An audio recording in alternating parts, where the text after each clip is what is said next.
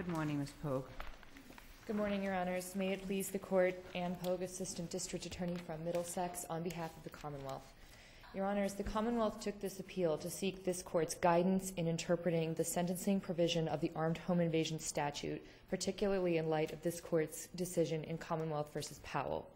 The Commonwealth's position is that the language of General Laws, Chapter 265, Section 18C, which states that an offender, quote, shall be punished by imprisonment in the state prison for life or for any term of not less than 20 years, does establish a mandatory minimum term of incarceration and does not permit the imposition of a straight probation as a disposition. I'm sorry, you said the Commonwealth has taken this appeal to measure the effect of Commonwealth versus Powell? Not to measure the effect, Your Honor, but you say it's not even cited in your brief, so I don't understand. It is not cited in my brief. I did submit, I did file by hand a 16L letter yesterday regarding that case. I know, but that's not the reason you took the appeal. No, it's not. The reason we took the appeal was, as I said, to seek the Court's guidance because the sentencing provision of the statute is a matter of some disagreement among lawyers and Superior Court judges.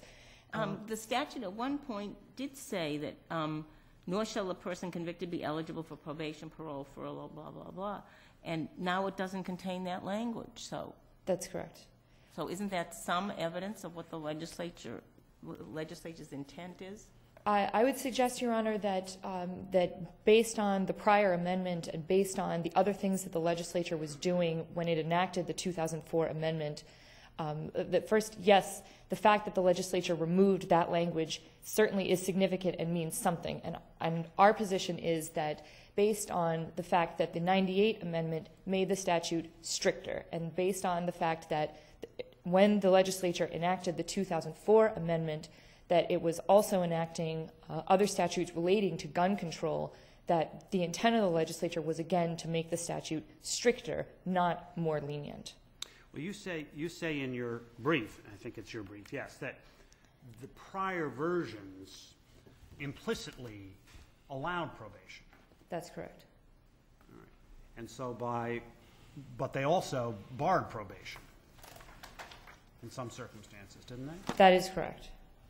Okay. And thereby implicitly allowed it in others. Yes, that was our reading of the prior versions of the statute, that the statute did not ever explicitly state a judge may place an offender on probation, but instead said the converse, that a judge may not place certain offenders on probation, such as those over the age of 17, those who had committed a subsequent offense, or those who committed the offense while armed with a firearm. If a criminal sentencing statute is simply silent on the question of probation, and there's no language in the statute that's, well, just silent on the question of probation, do we infer that the legislature intended that probation not be permitted? Certainly not in all circumstances, Your Honor. Again, I would suggest that this statute is different because of its legislative history, because of its prior amendments, that does make it different than any other statute that maybe had no prior amendments and maybe there was no information on what else the legislature was looking at when it wrote the statute as it exists today. Well, is there any legislative history that specifically says our purpose here is to bar probation or any release before 20 years? There's nothing that's that explicit, Your Honor. Although this Court noted in Commonwealth v. Brown, when the Court concluded that that language does impose a mandatory minimum sentence of 20 to life, this Court noted that that the statute was enacted to address a very serious crime, the crime of armed home invasion, and that the legislature's intent appeared to be to punish that offense with a lengthy prison sentence. And the statutes and resolves from around the time when the 2004 enactment was enacted do show that the legislature enacted a number of other gun control measures at the same time. Right, but we have in this particular statute, which has a rather sordid history, explicit language which seeks to prohibit probation or parole or early furlough clumsily, and then it's gone. So we're to interpret the fact that the language now is gone to say that now they really meant to bar probation and parole and any early furlough before 20 years? That is our position. Our position is that the legislature intended for this crime to have a harsh punishment, that after the suggestion that this court made in dicta in Brown regarding the 98 Amendment, and after the appeals court's holding in Commonwealth versus Birdie, when the legislature realized that the statute was being interpreted in a manner that was less strict than it had intended, it amended the statute in an attempt to make it harsher. That would be our position. It didn't, well, never mind. In other statutes that have, you know, a language about a sentence of not less than X years, are there, as opposed to, you know, any term, you know, from up to some years, are there probation or parole or whatever language in them? Some statutes, yes, and I would suggest that this statute, again, is different, largely because in the cases where this court has rejected an interpretation of a mandatory minimum, such as in Commonwealth versus Hines, in Marone, and in Lightfoot, those statutes did not prescribe an upper and a lower. Those statutes prescribed only one or the other. And this statute, because it does prescribe both a floor and a ceiling. That's what I'm asking about. Other statutes that have a floor and a ceiling, do they ever mention probation? Yes, certainly. And the appeals court addressed some of those statutes recently in Commonwealth versus Lindsay and Commonwealth versus Semigen.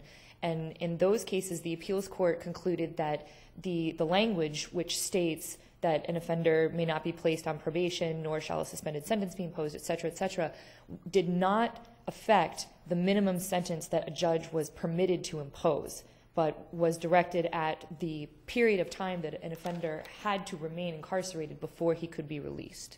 And I would suggest that a similar interpretation of this statute is appropriate, that the minimum sentence which a judge may impose is the 20-year sentence. But aren't you reading in the language that is no longer there? I am suggesting that the court can infer the legislature's intent from the deletion. And another way to think of it is we would be reading in the language that used to be there but isn't there now. Respectfully, I would not agree that the Commonwealth is asking this court to read in language. The Commonwealth is simply asking this court to look at the plain language of the statute, which says that an offender shall be punished by imprisonment for not less than 20 years. And we've looked at it before in the context of shall be punished by not less than X years, and we've said that essentially that isn't a mandatory minimum. Probation is permitted in those circumstances. That's true, but my understanding of those cases is that they did deal with statutes that, as I stated, did not prescribe both an upper and a lower, and I would suggest that One wonders, however, how the plain language, I mean, this isn't your fault. I mean, we obviously need to get our language, everybody needs to get their language together, there's no question. But the plain language would suggest that if you shall be sentenced to not less than 5 years means, of course, you shall not be sentenced to less than 5 years, and we've said, no, it really doesn't mean that. That's true. Ms. Pogue, I know that I don't hear you saying that the alternative argument is irrational. And in Brown, we did invite the legislature to clarify. That was 9 years ago. The legislature has lots of things on its plate. Why should we construe this if there's ambiguity? I don't like the term plain language. I think language is ambiguous or unambiguous. I don't know what unplain language is, but if there's an ambiguity in how you apply parole in the circumstances, why should we construe that in favor of the Commonwealth? Don't our usual rules of lenity come into play here? Yes, Your Honor. First, I would suggest that the statute is not ambiguous. I would suggest that the language is clear as it is written. Well, the language may be clear, although we went at some lengths in Brown to say it really wasn't clear, but there we were determining whether or not you could have, there was a minimum number of years. But in light of the jurisprudence that says, notwithstanding when you have a criminal statute that says you should serve a certain amount of time incarcerated, you can, in fact, have a sentence of probation. That's pretty well known to the legislature. That's correct, Your Honor. I would suggest that going beyond the language that the intent of the legislature to make the statute harsher as opposed to more lenient can be inferred. And I would also suggest that the rule of lenity is not applicable, that the cases from this court which have applied the rule of lenity have done so with regard to the definition of conduct, whether conduct fits an offense under the statute, and have not dealt with whether a statute is clear or unclear or ambiguous or unambiguous with regard to sentencing. Let me just pursue the question of harsher. There are lots of circumstances where defendants are convicted of multiple indictments. As in this case, yes. And so harsher may mean, if you're going to sentence, I want to make sure that, it's whatever this is, 10 to 20? 20 to life for 20 to life. That's one set of considerations as opposed to 5 to 20. That would make it harsher. But if you're looking at the overall sentencing, I don't think whether making it harsher or not necessarily says you can't have probation for it. I would suggest, Your Honor, that, again, looking at the legislature's intent to proscribe a very specific type of conduct, and that is the invasion of a person's home while armed with a dangerous weapon. Could they have drafted this so there was a minimum mandatory sentence? Well, you're suggesting they have. Yeah, our position is that this court has said that in Commonwealth versus Brown, has said that it is a mandatory minimum sentence. And what we haven't done is said whether probation is therefore excluded as an option. Yes, that is the question that we are seeking to have answered. Haven't we said that, let me approach this two ways. At the time of sentencing, at the time that sentence is in fact imposed, a minimum sentence of 20 years would have to be imposed. But haven't we said that straight probation is a postponement of the sentencing process? I'm not familiar with that holding, but I apologize. If the sentence had been 20 years, the imposition to be suspended, would that change your point of view? You couldn't do that. Well, I would suggest that would also be an illegal sentence that would bring the Commonwealth here again to correct, because state prison sentences are not allowed to be suspended. So again, I would suggest that the legislature's intent was to deter this conduct, and both this court and the appeals court have stated that armed home invasion is a very serious crime, and that with that in mind, the idea that a set of facts giving rise to a charge of armed home invasion could be appropriate for both a 20-year prison sentence or probation with no incarceration whatsoever is both contrary to the legislature's intent and also produces the absurd result that an offender who commits this egregious crime could be placed on probation. Couldn't get 10 years, but could get probation. Yes. Ms. Pogue, did you file a reply brief? No, I did not. Do you want to just address Hines and Lightfoot, which are, the cases where the defendant says, if you mean mandatory, say mandatory? Yes, thank you, Your Honor. Hines, of course, was decided after this court's holding in Brown, where this court had already stated that 18C does establish a mandatory minimum despite the absence of the word mandatory. In Hines, what Brown was really looking at was not mandatory. It was looking at whether you could go to 5 years. Slightly different, correct? Yeah. Yes, that is correct, although this court did state in its ruling that the statute does establish a mandatory minimum. But in Hines, this court, of course, came to a different conclusion about the statute at issue there, Section 18B of Chapter 265. I would suggest that part of the reason for that, certainly this court identified the absence of the word mandatory as one reason that it came to that conclusion. But I would also note that in the statute at issue in Hines did not establish a minimum. The statute 18B, did not have an upper limit. It established a lower limit only, which is a difference with the statute at issue here. Also in Hines, the Commonwealth had made the argument that relying on this court's holding in Brown that 18b should have been read to include or to prescribe a mandatory minimum because the language was so similar. And this court stated in Hines that the language was not that similar and the same result could not be compelled because of the decision in Brown. And for that reason, I would suggest that that now to then reverse course and state that the ruling in Hines compels a like reading of 18C is not merited. How does your argument go to the other language that used to be there about no parole, no furlough, or does it only go to probation? Well, since the issue here is that probation was imposed, that is all that we're arguing today. Thank you. Thank you, Ms. Pogue. Mr. Cullen? May it please the Court, Dana Curhian for Jacob Zapata. With me is Arthur Kelly, who is trial counsel. I think the Commonwealth is trying to hang an awfully big hat on an awfully weak hook. When we look at the language, shall be punished by imprisonment in the state prison for life or for any term of not less than 20 years. And we've said that is the equivalent of a mandatory minimum. At least that's what we said in Brown. But I think in Hines we said that wasn't enough. Hines said, the absence of the word mandatory in the relevant language of the first paragraph, offenders shall be punished in the state prison for not less than 5 years, leads us to reject the Commonwealth's contention that the statute requires a mandatory minimum state prison sentence of 5 years. I know, and we said we distinguished that from Brown by saying in Brown you had a mandatory, a minimum and a maximum set out in the statute, and therefore that was the equivalent of a mandatory minimum. But in Hines, there was no, the statute didn't have a minimum and a mandatory.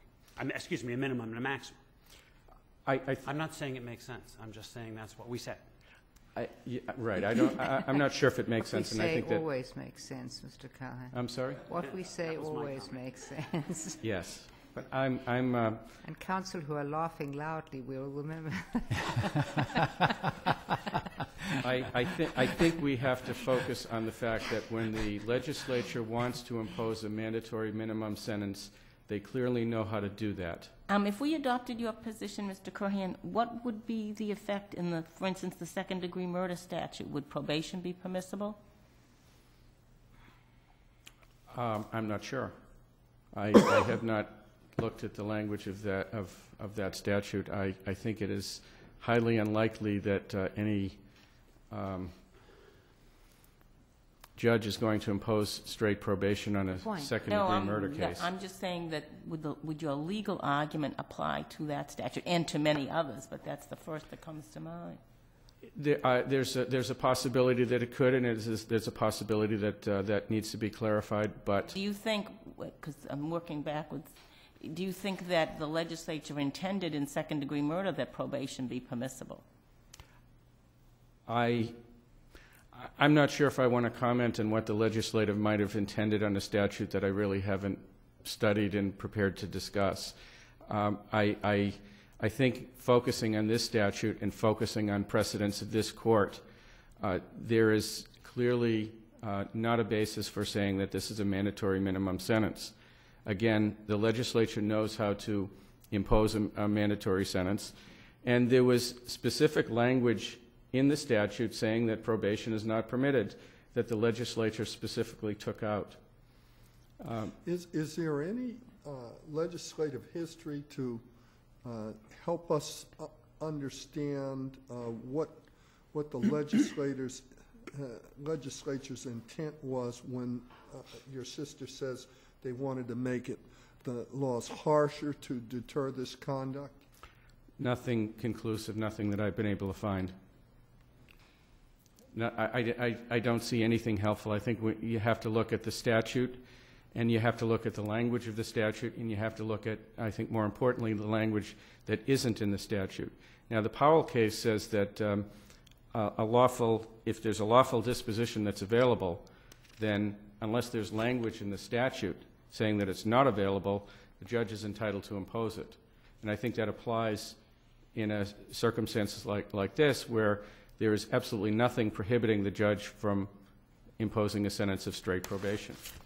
So I take it your position is that if probation is to be excluded as a lawful sentence, Yes. the legislature either needs to say that this is a mandatory minimum sentence, essentially in those words, using mandatory minimum, or other words, for example, a sentence of probation shall not be permitted, or no person convicted shall be placed on probation, something like that. That's correct. And the legislature has done that with regard to this particular statute. If ideally, to prevent people like me from arguing things like this, they should probably do both. But it is something that is available to the legislature to do, and it has not been done in this case. And I think the final point is, if there is ambiguity, the ambiguity should be read in the defendant's favor. And to say in circumstances like this, where everybody who has looked at this statute has had essentially a different interpretation of what the language means, including the trial judge, to say that it isn't ambiguous. And 2 decisions in the appeals court. That's right. That's right. I think clearly there's some ambiguity in this statute, and that should be read in favor of the defendant. But ambiguity as to whether probation is a lawful sentence under this statute. That's right. All right. So I take it your interpretation of Powell would be that, since in certain circumstances, after a plea of guilty, a continuance without a finding disposition can be given by a Superior Court judge, unless it is specifically indicated that that's not permissible. That would apply to the statute as well. I think that would probably apply. And the legislature certainly has, in a number of statutes, both said cases shall not be continued without a finding and persons shall not be put on probation. And so your view now is, in the absence of that language, probation and continue without a finding, although that's not here, are available lawful options that the court can consider. That's correct. And this is, again, we're talking here about straight probation. I don't want to comment on continuance without a finding. Understood. But I think in the circumstances of this case, the judge was pretty clearly correct. Mr. Cohen, the 2 appeals court decisions, Sock and Kennedy, I think it is, are both memorandums and orders issued pursuant to Rule 128. Is there a published opinion in the appeals court that takes a similar position, namely that the option to sentence the defendant to probation, they say, or suspended, is not available? I don't think there is. Those are the 2. I think those are it. And they're both before Brown. Yes. Unless there are any further questions, I will leave the remaining points to my brief. Thank you, Mr. Cohen. Thank you.